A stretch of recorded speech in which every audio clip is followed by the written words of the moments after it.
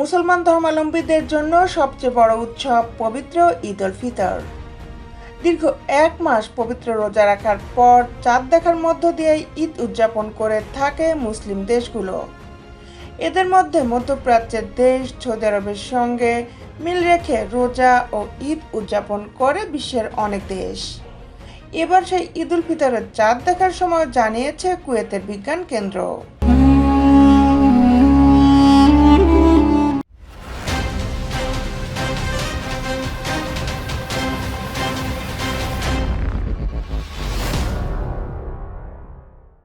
বিস্তারিত নিয়ে আপনাদের সাথে আছি আমি শামিমা সুলতানা।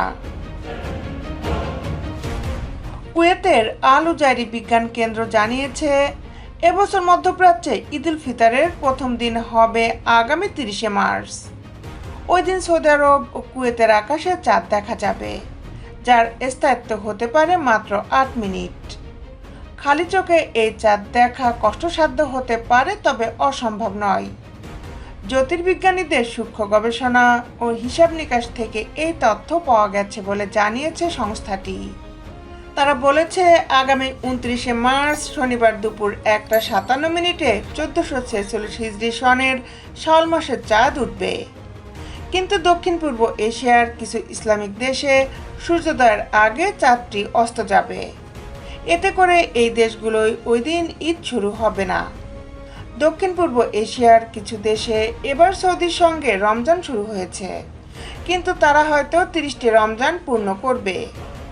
কুয়েতের এই বিজ্ঞান কেন্দ্রটি আরও বলছে, কিছু আরব ও ইসলামিক দেশগুলোর মূল শহরের আকাশে চাঁদটি 4 মিনিট থেকে 20 মিনিট পর্যন্ত অবস্থান করবে। এর আগে অবশ্য সংযুক্ত আরব আমিরাতের দুবাই জ্যোতির্বিদ্যা গ্রুপ জানিয়েছিল অন্য তথ্য। তারা বলেছিল, এবার আরব আমিরাতে 30 মার্চ শাওয়াল মাসের চাঁদ দেখা যাবে, আর 31শে মার্চ পালিত হবে খুশির ঈদ। সংস্থাটি বলেছে, আমিরাতে 30 মার্চ সন্ধ্যায় ঈদের চাঁদ দেখার সম্ভাবনা রয়েছে। এতে 31শে মার্চ ঈদ উল ফিতর শুরু হতে পারে। যদি আমিরাত সহ মধ্যপ্রাচ্যের দেশগুলোতে 31শে মার্চ ঈদ উল ফিতর হয়, তাহলে এবার ওই অঞ্চলের মানুষ 30টি রোজা পূর্ণ করবেন।